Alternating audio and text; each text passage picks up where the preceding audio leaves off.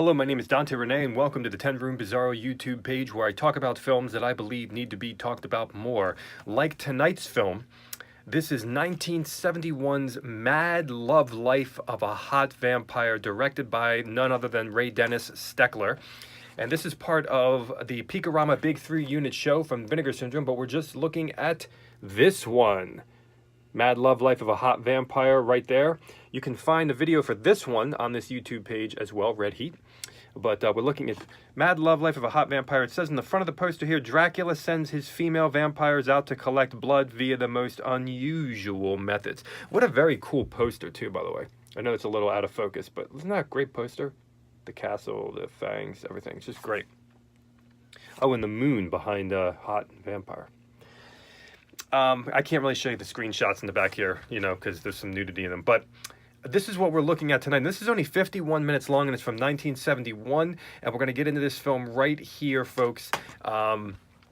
Great movie, too. Great atmosphere, especially if you're looking for something X-rated for Halloween or, you know, just in general. I have some notes here beyond my head, so you might see my eyes divert looking at them. So let's get into this film here, folks. What a title, huh?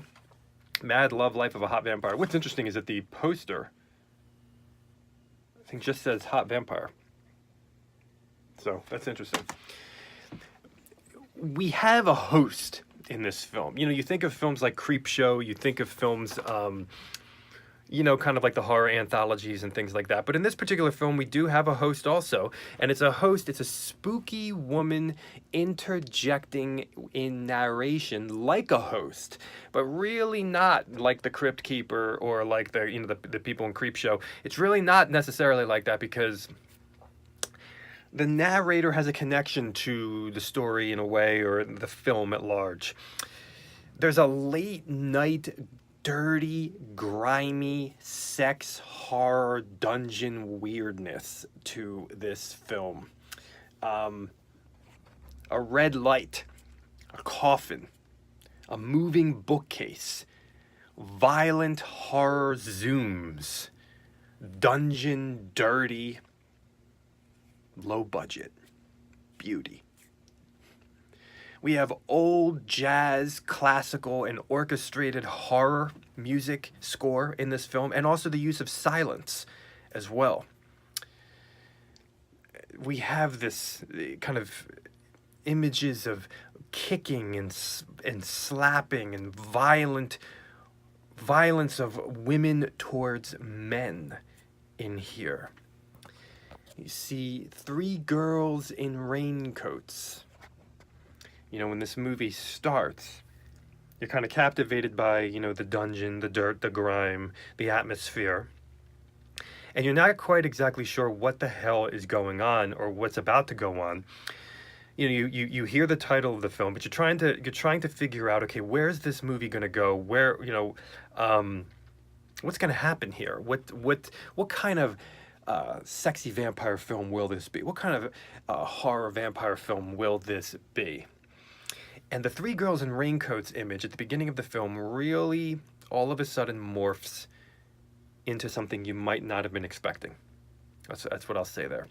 There's almost, I call it like a Quentin Tarantino style of eruption of insanity at the end of this movie, where it's kind of boiling and boiling and boiling, and then it just explodes at the end of the climax of this film. There are no ejaculation scenes in this film, except there is some, I believe, some real ejaculation from some women. We're not talking squirting or anything. We're just talking, you know, the white stuff, you know, on the penis there. There's an interesting aspect to the film where one of the 3 girls seems to disappear in the movie, and I'm not exactly sure where the hell she went. You watch the movie, and all of a sudden the 3rd girl just disappears, and you're like, where did the 3rd girl go? I like that 3rd girl, too. I think she was my favorite. But where did that 3rd girl go? Dracula's focus in Hot Vampire is a focus on love and sex, but secret violence also. We have very, very spooky intro credits to this film. Very well done, spooky intro credits. We have the use of artwork in this film. And we have a lot of blowjobs in the movie and lots of sex scenes where the guy is on top. And we have this very interesting room that has graffiti all over the wall. Real dirty, grimy, slimy, kind of sleazy room with real graffiti all over the wall. There's a freaking bizarre scene in here involving, I mean, something you might have never seen in a Dracula film before.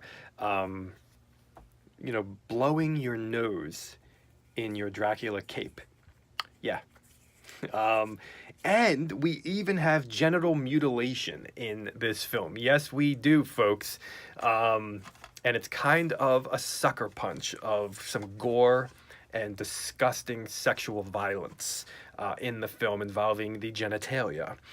Mad Love Life of a Hot Vampire is a 51-minute trip into a sexual dungeon of sleaze, darkness, grime, black humor,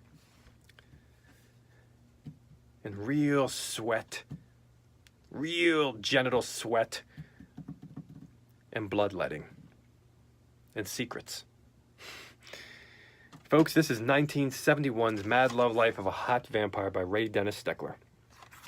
The man that did Incredibly Strange Creatures That Became Mixed Up Zombies and Became blah, blah, blah, blah, blah. I always forget that title. I love that movie as well.